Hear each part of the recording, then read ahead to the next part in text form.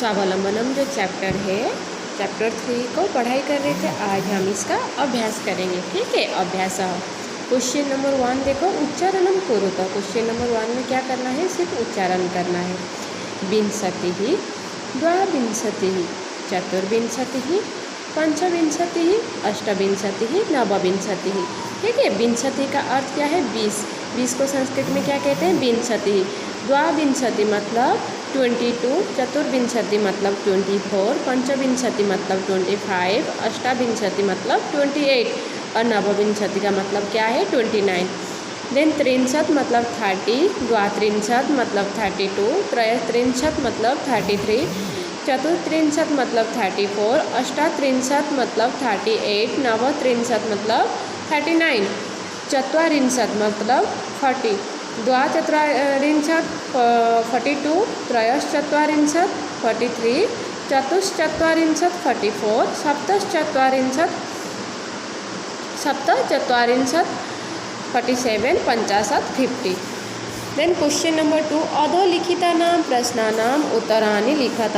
नीचे दिया गया प्रश्न का उत्तर लिखिए। कस्य भवने सर्वविधानि सुख साधनानि आसन्। किसके घर में सारे को सुख सुविधा था। किसके घर में, श्रीकंठस्य, श्रीकंठ के घर में सारे को सुख सुविधा था। कस्य गृहे कोऽपि भृत्यः नास्ति। किसके घर में कोई भी सेवक नहीं था। किसके घर में, कृष्णमूर्ति के घर में। श्रीकंठस्य आतिथ्यम के अकुर्वन्। श्रीकंठ का जो आतिथ्य सत्कार किसने किए थे, कृष्णमूर्ति और उसके पिता माता। सर्वदा कुत्र सुखम। हमेशा हमको कहाँ सुख मिलता है, स्वावलंबने। जब हम हमारे काम खुद करते हैं, अपने काम स्वयं करते हैं, फिर तभी हमको सर्वदा सुख मिलता है, खुशी मिलता है। श्रीकंठः कृष्णमूर्ति गृहं कदा आगच्छत्।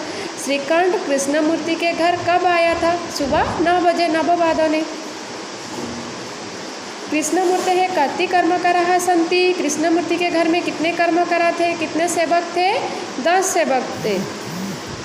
कृष्णमूर्ति है कति कर्मकाराः सन्ति। कृष्णमूर्ति का कितने कर्मकार थे, कृष्णमूर्ति का 8 कर्मकार थे, 8 सेवक थे। कौन कौन थे, 2 हाथ, 2 पैर, 2 आँख और 2 कान, मिलकर 8। तो 8 सेवक थे कृष्णमूर्ति का, ठीक है। ये हो गया आप लोग का question number 2। Then question number 3, चित्राणि गणयित्वा तदध संख्यावाचक शब्द लिखा था। मतलब ये चित्र को हम गिनेंगे और ये जितना शब्द होगा उसको हम क्या करेंगे, संस्कृत में लिखेंगे, ठीक है।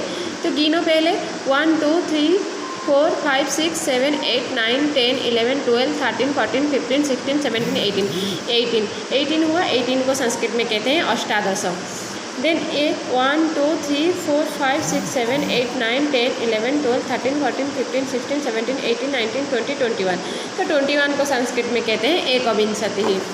ये हम गिनेंगे तो 15 होगा, ठीक है। 1 2 3 4 5 ये तीनों 15 हुआ। 15 को हम कहते हैं पंचादश। देन ये होगा 36। हम इसको काउंट करेंगे तो 36 होगा। 36 को हम कहेंगे षट्त्रिंशत्। देन इसको काउंट करेंगे 24 होगा।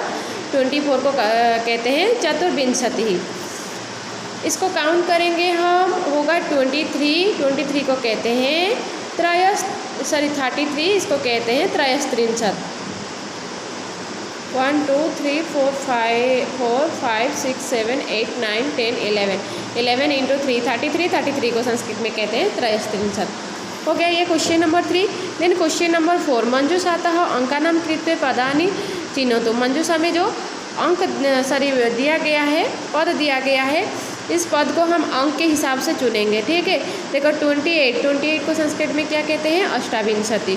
देन 27 सप्तविंशति, ठीक है। इसके अंदर है देखो अष्टाविंशति, देन है सप्तविंशति, ठीक है। फिर देखो ये लिखा गया है त्रिंशत्, ठीक है। 30 है, 30 को कहते हैं त्रिंशत्, ओके। देन 31 को कहते हैं एकत्रिंशत्, देखो एकत्रिंशत्। देन यहाँ हमारा है 24 को कहते हैं चतुर्विंशति, 40 को कहते हैं चत्वारिंशत् और 50 है, 50 को कहते हैं 50। यहाँ देखते हैं चतुर्विंशति है या नहीं है।